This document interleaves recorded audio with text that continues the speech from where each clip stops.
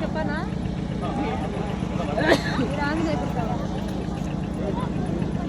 వస్తామన్నా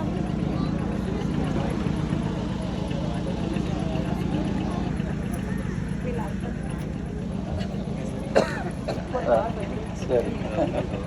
போற்றுதலுக்குரிய அன்பு தாய்மார்களே, சகோதரிகளே, அன்பிற்குரிய சகோதரர் நாகேஷ் அவர்களே, முக்காலப்பள்ளி கிராமத்தைச் சேர்ந்த பெரியோர் ஒரு சிலிண்டர் கேஸுக்கு 100 ரூபாய் மானியம் கொடுக்குறேன்னு சொன்னார். படிக்கிற மாணவருடைய கடன்லாம் அடைக்கிறேன்னு சொன்னார். இது மாதிரி பல வாக்குறுதிகள் கொடுத்தாரு. ஆனால் எல்லா வாக்குறுதியும் நிறைவேற்றினா இல்லை.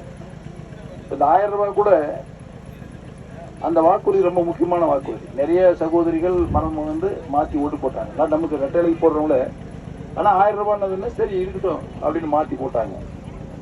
அப்படி மாற்றி போட்டு ஆட்சிக்கு வந்து உடனே அது செஞ்சாரான்னு சொன்னா செய்யல. 3 வருஷம் கழிச்சு தான் கொடுத்தாரு. 3 வருஷம் கழிச்சு தான் கொடுத்தாரு. நாமும் வந்து இப்ப வந்து இந்த தேர்தல் இதுக்காக நம்ம ஒரு 10 வாக்குறுதியை முதல்ல சொல்லியிருக்கிறோம். குடும்ப தலைவிக்கு 2000 ரூபாய் மாதம் மாதம் அவங்க வங்கியில் வைக்கப்படுன்ற ஒரு வாக்குறுதி நம்ம இப்ப கொடுத்திருக்கிறோம். நாம என்ன சொல்றோம்னா இது மாதிரி 3 ஆசையோடு வெற்றி பெற்று அதிமுக ஆட்சிக்கு வந்துச்சுன்னா அது அந்த ஜியோ இஷ்யூ பண்ற டைம் 3 மாசத்துக்குள்ள அந்த 2000 ரூபாய் அந்த குடும்ப தலைவருடைய வங்கியில சேர்க்கப்படும் என்ற வாக்குறுதியை நான் உங்களுக்கு கொடுத்தேன்.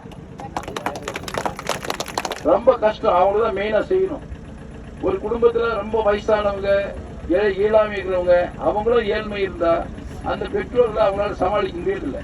இருக்கிற குழந்தைகளை காப்பாற்றணும், அவங்கள காப்பாற்றணும், போய் வழங்கப்படும் என்ற வாக்குறுதியை நம்ம கொடுத்துருக்கிறோம். கொஞ்சம் நோட்டீஸ் கொடுக்குறோம். தெலுங்குல படிக்கிறவங்களுக்கு படிச்சீங்க. நன்றி, வணக்கம்.